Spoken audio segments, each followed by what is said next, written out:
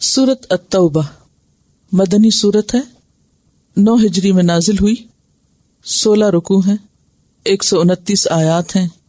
قرآن پاک کی 7 بڑی سورتوں میں سے ہے، جن کو 7 طوال کہا جاتا ہے۔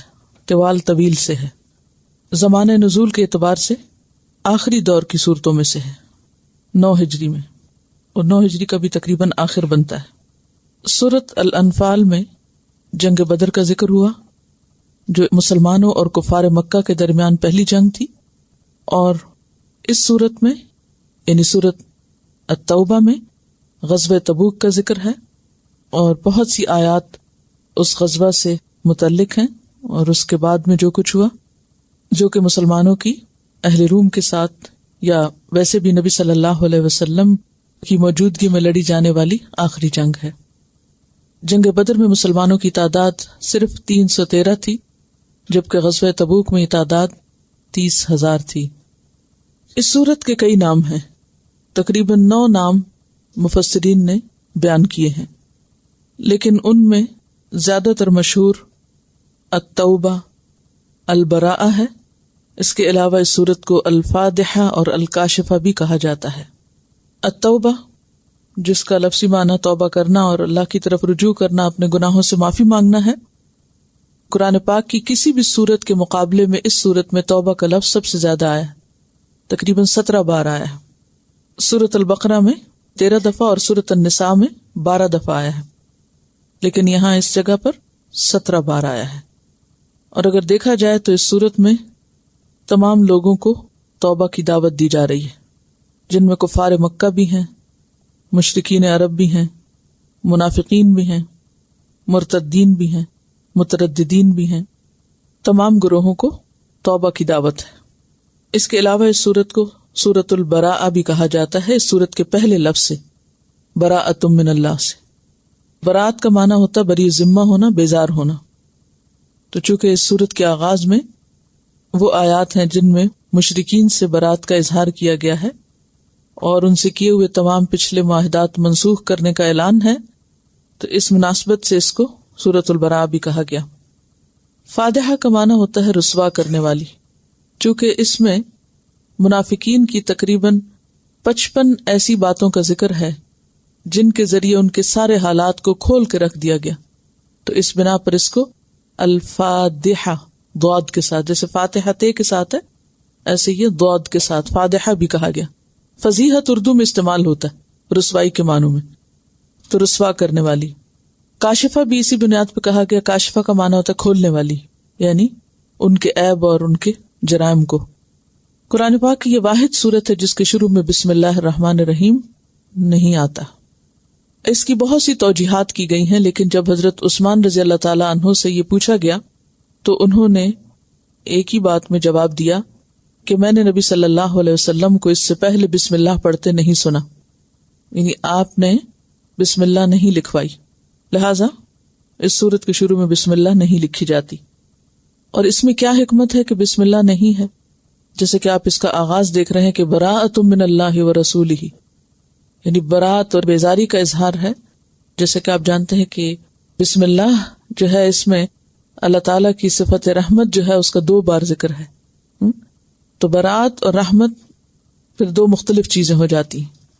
تو چونکہ اس میں رفع امان ہے کہ تمہیں اب تک جو آزادی ملی ہوئی تھی وہ ختم ہو رہی ہے، تو اس لیے بہت زوردار انداز سے سورت کا آغاز ہو رہا ہے، جس میں پھر بسم اللہ سے شروع نہیں کیا گیا۔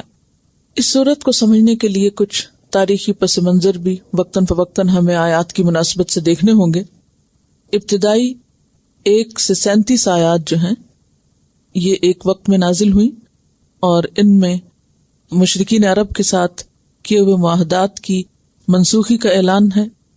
تو اس سلسلے میں اس بات کو سمجھنے کے لیے کچھ ہمیں پیچھے جانا پڑے گا۔ جیسے کہ آپ جانتے ہیں کہ نبی صلی اللہ علیہ وسلم 6 ہجری کو اللہ تعالیٰ کے حکم سے تقریباً 1400 مسلمانوں کا ایک گروہ لے کر مکہ میں عمرے کے ارادے سے تشریف لے گئے۔ اہل مکہ نے مسلمانوں کو مکہ میں داخل ہونے سے روک دیا۔ اس موقع پر ایک معاہدہ طے پایا تھا اہل مکہ اور مسلمانوں کے درمیان، جس معاہدے کو صلح حدیبیہ کہا جاتا ہے۔ یعنی اس سے پہلے تک مسلمانوں اور اہل مکہ کے درمیان کئی جنگیں ہو چکی تھی، لیکن آئندہ اس معاہدے کی روح سے دونوں طرف سے جنگ بندی کا ایک معاہدہ طے پایا، جس کی روح سے آئندہ 10 سال تک جنگ بندی کا اعلان کیا گیا۔ اس کے علاوہ اس معاہدے میں یہ بھی طے پایا کہ عربوں کے مختلف قبائل یا قریش کے ساتھ ہوں گے یا پھر مسلمانوں کے ساتھ، یعنی ان کے حلیف ہوں گے، اور ان میں قبیلہ خزاعہ، خ ز الف عین تے گول ہے جسے لکھتے ہیں، قبیلہ خزاعہ مسلمانوں کا حلیف ہوگا اور بنو بکر قریش کا۔ ان دونوں قبائل کی آپس میں نہیں بنتی تھی۔ اب طے کیا پایا تھا کہ 10 سال تک کوئی کسی کے خلاف جنگ کا آغاز نہیں کرے گا، لیکن ہوا یہ کہ صرف 2 سال کے اندر ہی اس معاہدے کی خلاف ورزی کر دی گئی۔ اور وہ خلاف ورزی کیا تھی کہ بنو بکر نے خزاعہ پر حملہ کر دیا، اور خزاعہ کون تھے؟ مسلمانوں کے حلیف، اور ان کے ساتھ اس قدر زیادتی کی کہ انہیں حرم میں بھی نہ چھوڑا گیا، یعنی بہت مارا، حتیٰ کہ 40 لوگ بچ کر نبی صلی اللہ علیہ وسلم کے پاس مدینہ پہنچے۔ اب چونکہ قریش کی طرف سے یہ صریحاً خلاف ورزی تھی، اس کے بعد اب کوئی چارہ کار نہ تھا کہ ان مظلوم لوگوں کا ساتھ دیا جاتا۔ بہرحال آپ صلی اللہ علیہ وسلم نے خاموشی سے تیاری کی اور 8 ہجری رمضان المبارک میں خاموشی سے مکہ پر قبضہ کر لیا۔ ویسے تو معاہدہ تھا، لیکن چونکہ معاہدہ کفار مکہ کی طرف سے توڑ دیا گیا، دوسرے فریق نے اس معاہدے کا پاس نہیں رکھا، لہٰذا اس کے نتیجے میں ان پر حملہ کیا گیا ایک طرح سے، لیکن بغیر کسی خون ریزی کے مکہ کو فتح کر لیا گیا۔ اب ہوا یہ کہ مکہ فتح ہونے کے بعد ہر طرح کی آزادی ہو گئی مسلمانوں کو، حج اور عمرہ وغیرہ آسانی سے کر سکتے تھے۔ لیکن آپ کو معلوم ہے کہ مکہ کی فتح کے بعد مسلمان حنین کی طرف روانہ ہوئے تھے، مکہ سے آگے طائف کی طرف، اور ان علاقوں کو فتح کرنے کے بعد جب تک مدینہ پہنچے تو حج کا موقع گزر چکا تھا۔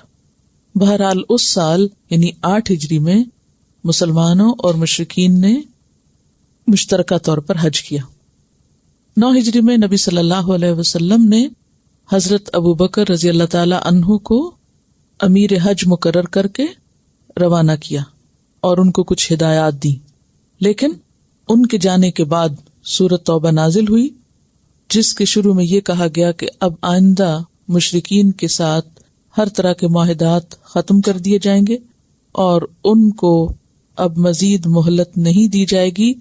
لہذا چونکہ آیات بہت اہم تھی، نبی صلی اللہ علیہ وسلم نے حضرت علی رضی اللہ تعالی عنہ کو ان آیات کو دے کر بھیجا اور ان سے کہا کہ وہ حج کے اجتماع کے موقع پر یہ آیات سنا دیں۔ چنانچہ کہا جاتا ہے کہ حضرت علی رضی اللہ تعالی عنہ نے 10 ذی الحج کو، جو یوم النحر ہوتا ہے، جس دن سب سے زیادہ مناسک ادا کیے جاتے ہیں، جس دن حجامت بھی کرتے ہیں لوگ، قربانی بھی، رمی جمار بھی کرتے ہیں، تو اس دن وہ تمام لوگوں کے درمیان ان آیات کو سنا دے۔ اور جیسا کہ آپ جانتے ہیں کہ عربوں میں حج کا موقع ایسا موقع تھا جس میں ہر طرف سے قبائل یا ان کے نمائندے مکہ میں جمع ہوتے تھے، اور جو بات وہاں کہی جاتی تھی وہ سب تک پہنچ جاتی تھی۔ تو گویا حج کے موقع پر اعلان برات کرنا ایک طرح سے عام منادی تھی، عام نوٹس تھا سب کے لیے، اور جو معاہدہ صلح حدیبیہ کے موقع پہ ہوا اور جو اس کے علاوہ بھی امن کے معاہدات تھے وہ سب اب منسوخ کیے جا رہے تھے۔ بہرحال ہم جہاں آیات پڑھیں گے ساتھ ساتھ ان باتوں کی وضاحت ہوتی رہے گی